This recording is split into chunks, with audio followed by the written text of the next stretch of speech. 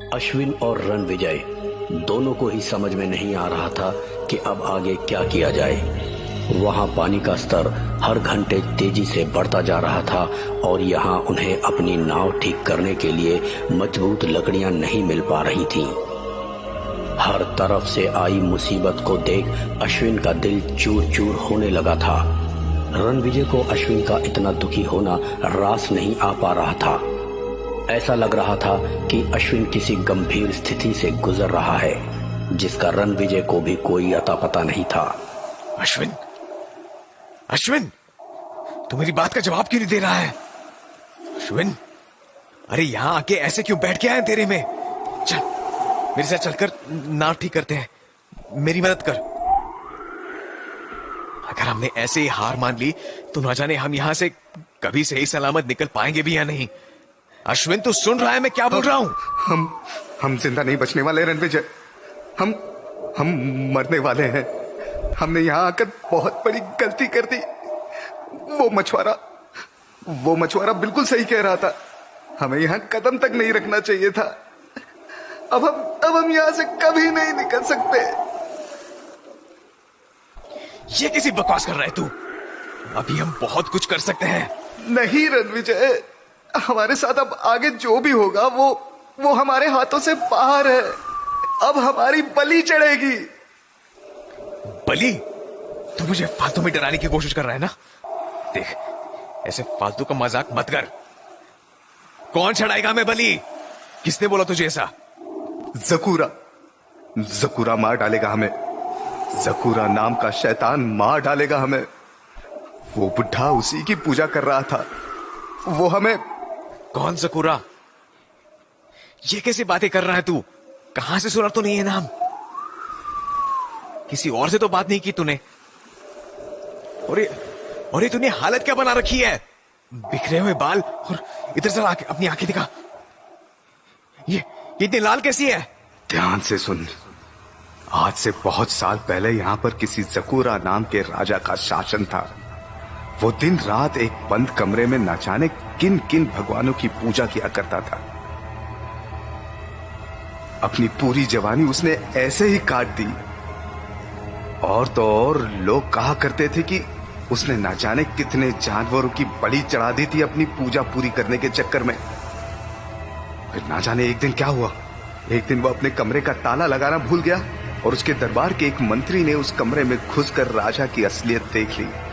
जब उस मंत्री ने पूरे जिले में यह बात फैला दी कि राजा जकूरा किसी भगवान की नहीं बल्कि पाताल लोक में बसने वाले राक्षस की पूजा करता है, तो उसकी प्रजा ने जकूरा की खूब बदनामी की। सभी ने उसको महल से घसीटते हुए बाहर निकाला और उसको जोर जोर से पत्थर मारना शुरू कर दिया।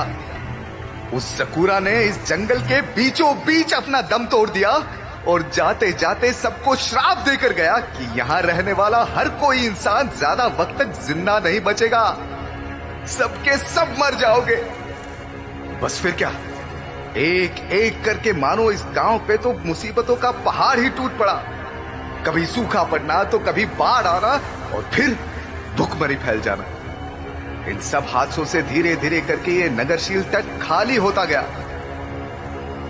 कुछ लोग तो ऐसा भी कहा करते थे कि मरने के बाद जकूरा की आत्मा इन लंबे लंबे बांस के पेड़ों में बस गई है और जो रात को इनमें से आवाजें आती है वो जकूरा के दर्दनाक चीखों की आवाज है। और आज फिर जकूरा अपना बदला लेने आ गया है। तुम दोनों अब जिंदगी और मौत के बीचों बीच फंस चुके हो। तुम दोनों, ये क्या हो गया तुझे? कैसी बातें कर रहा है? तुझे इतना सब कैसे पता? किसने पता तुझे ये? जवाब दे अश्विन। अश्विन, क्या हो रहा है तुझे? तू बिना बात हिल क्यों रहा है? तेरी आंखें। अश्विन, शांत हो जा। तू चिल्ला क्यों रहा है? शांत हो जाऊं? ठीक तो हूं मैं। मुझे क्या हुआ? और ये मेरा सर इतना भारी भारी सा क्यों लग रहा है? मैं कहीं से गिरा था क्या? और तू इतना डरा हुआ क्यों है? सब सब ठीक है ना? मैं डरा हुआ क्यों हूं? जो तूने अभी जकुरा की बातें मुझे बताई, क्या वो सच थी? जकुरा?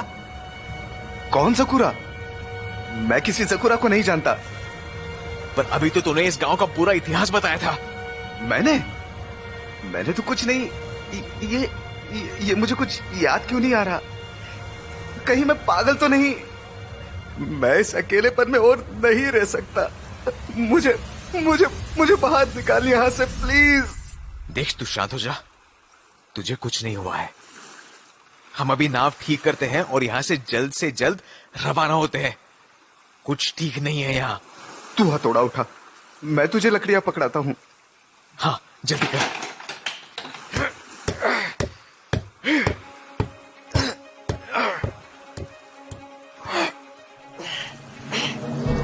हाँ, इसे यहां लगा, ठीक से।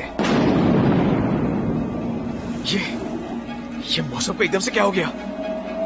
अचानक ये काले बादल क्यों आ गए आसमान में? अरे ये क्या हो रहा है? रणविजय जल्दी से टेंट में चल। ये आंधी सब तबाह कर देगी। हमारा टेंट? ये आंधी तो हमारा टेंट उड़ा के ले गई।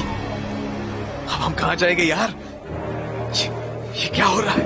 मुझे डर लग रहा है। चल, उस पेड़ के नीचे चल, जल्दी। लगता है आज की रात इस पेड़ के नीचे ही काटनी होगी।